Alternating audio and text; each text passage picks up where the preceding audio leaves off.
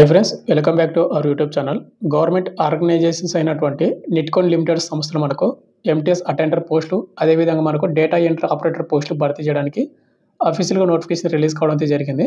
ఈ నోటిఫికేషన్కి వచ్చేసి ఏజ్ లిమిట్ అనేది 18 నుండి 45 సంవత్సరాలు ఉన్నటువంటి ప్రతి ఒక్కరు కూడా అప్లై చేసుకోవచ్చు. అండ్ చాలామంది వచ్చేసి బ్రదర్ నా 30 ఇయర్స్ 40 ఇయర్స్ అప్లై చేసుకోవచ్చు అని అడిగారు కదా. ఎవరికైతే ఇంట్రెస్ట్ ఉంటుందో అంటే వాళ్ళకి 45 ఇయర్స్ ఉన్నటువంటి వాళ్ళు ఈ నోటిఫికేషన్కి ఎలిజిబిలిటీ ఉంటే కనుక మీకు ఇంట్రెస్ట్ ఉంటే కనుక అప్లై చేసుకోండి. సింపుల్గా 10th పాస్ అయి ఉండాలి. ఎలాంటి ఎక్స్పీరియన్స్ అయితే అవసరం అయితే లేదు అటెండర్ పోస్టులకు. ఒకవేళ మీరు డేటా ఎంట్రీ ఆపరేటర్కి అప్లై చేసుకోవాలంటే ఇంటర్మీడియట్ పాస్ అయి ఉండాలి. మీకు ఎలాంటి ఎక్స్పీరియన్స్ కానీ ఎలాంటి హైయర్ క్వాలిఫికేషన్ ఏది కూడా అవసరం అయితే లేదు. ఇప్పుడు వీడియో వచ్చి పూర్తి డీటెయిల్ చెప్తాను.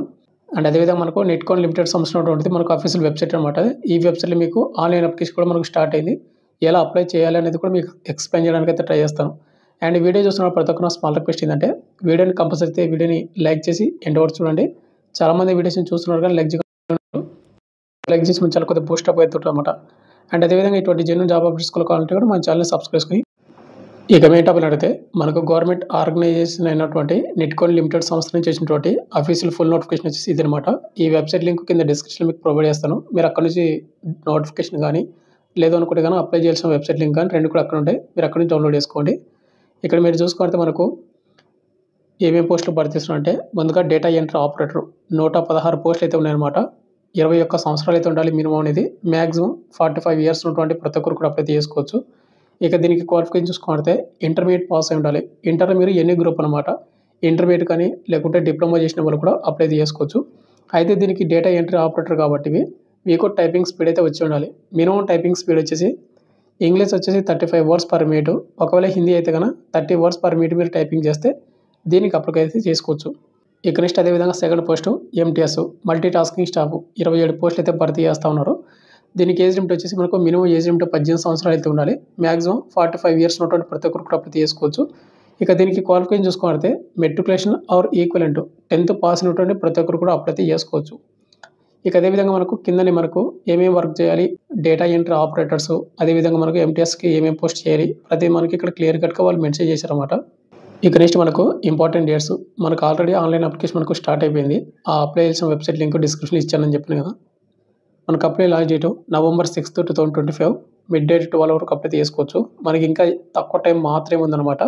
ఎవరికైతే ఇంట్రెస్ట్ ఉందో వాళ్ళందరూ కూడా అప్లై చేసుకోండి. ఇక నెక్స్ట్ మనకు ఎగ్జామ్ డేట్ కూడా వాళ్ళు మెన్షన్ చేశారు. November 9, 2025 తేదీన మీకు ఎగ్జామ్ అయితే కండక్ట్ అయితే చేస్తామని వాళ్ళు మెన్షన్ చేశారన్నమాట. ఇది వచ్చేసి మనకు నిట్కోన్ లిమిటెడ్ వాళ్ళది అఫీషియల్ వెబ్సైట్ అనమాట. ఈ వెబ్సైట్ లింక్ కింద డిస్క్రిప్షన్ మీకు ప్రొవైడ్ చేస్తాను. ఇక్కడ మీరు చూసుకున్నట్టయితే అన్నీ కూడా ఉంటాయి. Data entry operator, MTS multi tasking పోస్టులు. మీకు నోటిఫికేషన్ కావాలంటే దీన్ని క్లిక్ చేసుకోండి. మీరు ఆన్లైన్ ద్వారా అప్లై చేసుకోవాలంటే అప్లై హీర్ ఉందిగా దానైతే మీరైతే క్లిక్ అయితే చేసుకోండి. దాన్ని క్లిక్ చేసుకున్న తర్వాత మనకి ఈ విధంగా వస్తుంది.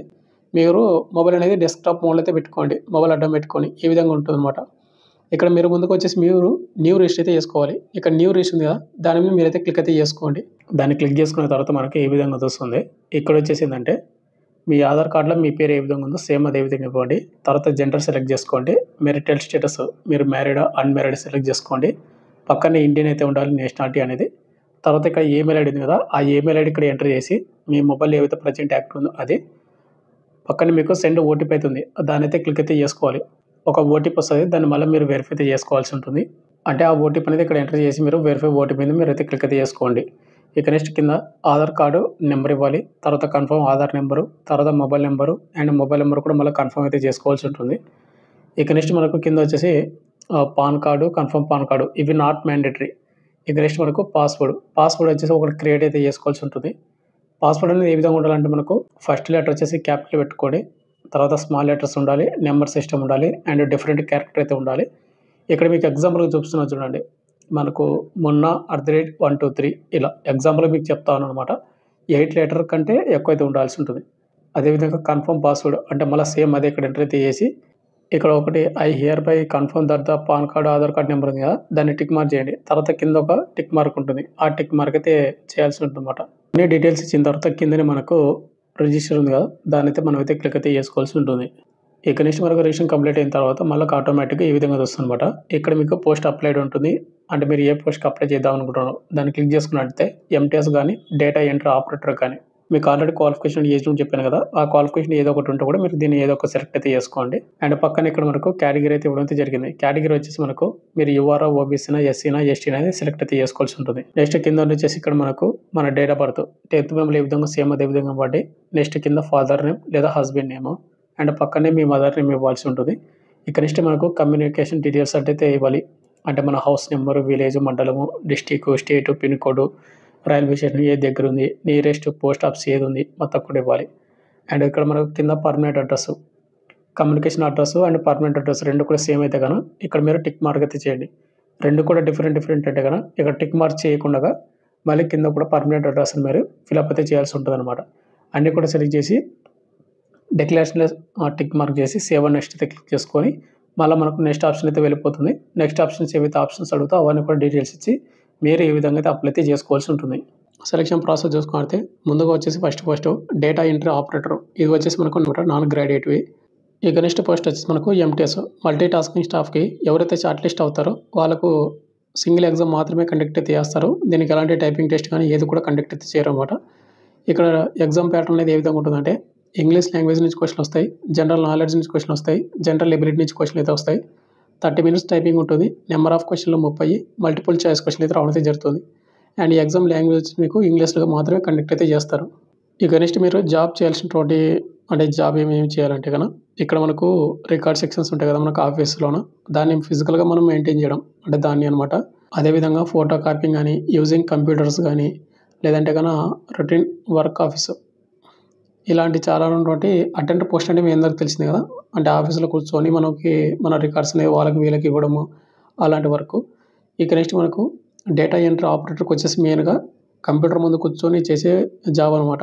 అంటే ఇక్కడ మీరు చూసుకుంటే preparation of drafts, documents, letters, taking direct dictations అంటే కంప్యూటర్లో మీరు చేయాల్సి ఉంటుంది. అదేవిధంగా సాఫ్ట్వేర్ స్కిల్స్, ఎంఎస్ ఆఫీసు లేదంటే or other software provided by డిపార్ట్మెంట్కి సంబంధించి ఉంటుంది వర్క్ అయితే చేయాల్సి ఉంటుంది డేటా ఎంట్రీ ఆపరేటర్ది. అదేవిధంగా ఫోటో కాపీస్ కానీ ప్రింటింగ్ కానీ డాక్యుమెంట్స్ అనేది ఆ విధంగా. అంటే మెయిన్గా వచ్చేసి ఏంటంటే మనకు కంప్యూటర్ ముందు కూర్చొని చేసే జాబ్ని మనం డేటా ఎంట్రీ ఆపరేటర్ అయితే అనుకోవచ్చు అనమాట. ఇక నెక్స్ట్ మనకు హౌ టు అప్లై విషయానికి వస్తే కనుక ఈ వెబ్సైట్ లింక్ మీకు ఆల్రెడీ డిస్క్రిప్షన్ మీకు ప్రొవైడ్ చేసాను. ఆల్రెడీ చెప్పాను కదా ఇప్పుడు ఏ విధంగా అప్లై చేసుకోండి సేమ్ ఆ విధంగా మీరు అప్లై అయితే చేసుకోవాల్సి ఉంటుంది. అక్కడ మీరు నేను చెప్పినట్టు విధంగా అయితే అప్లై చేసేటప్పుడు మాత్రం కంపల్సరీ మీరు email ID, mobile number present active ఉన్న మాత్రం ఇవ్వండి. ఇక నెక్స్ట్ మనకు అప్లికేషన్ ఫీజు విషయానికి వస్తే జనరల్, ఓబీసీ వాళ్ళకి వచ్చేసి రూ. 885 మీరు. ఇక అదేవిధంగా ఎవరైతే ఎస్సీ, ఎస్టీ క్యాండిడేట్ వాళ్ళు ఉంటారో వాళ్ళు రూ. 531 మీరు పేమెంట్ అయితే చేయాల్సి ఉంటుంది అనమాట. అండ్ ఇంకోటి బ్రదర్ మనకు గవర్నమెంట్ ఆర్గనైజేషన్స్ నుంచి వచ్చినటువంటి నెట్కో లిమిటెడ్ సంస్థలు ఉన్నటువంటి డేటా ఎంట్రీ ఆపరేటర్ కానీ ఎంటీఎస్ పోస్టులు కానీ మనకు ఇవి అవుట్ సోర్సింగ్ కాంట్రాక్ట్ ద్వారా మనకు భర్తీ చేస్తూ ఉన్నారు. ప్యూర్లీ మనకు అవుట్ సోర్సింగ్ అనమాట. అంటే ఇవన్నీ కూడా మనకు పర్మనెంట్ ఉద్యోగాలు అయితే కాదు. ఎవరికైతే జాబ్ కావాలి అనుకున్న వాళ్ళు మాత్రమే దీనికి అప్లై చేసుకోండి. మనకు ఏజ్ లిమిట్ మనకు 18 నుండి 45 సంవత్సరాలు ఉన్నటువంటి ప్రతి ఒక్కరు కూడా అప్లై చేసుకోవచ్చు కాబట్టి మంచి ఆపర్చునిటీ అయితే చెప్పుకోవచ్చు.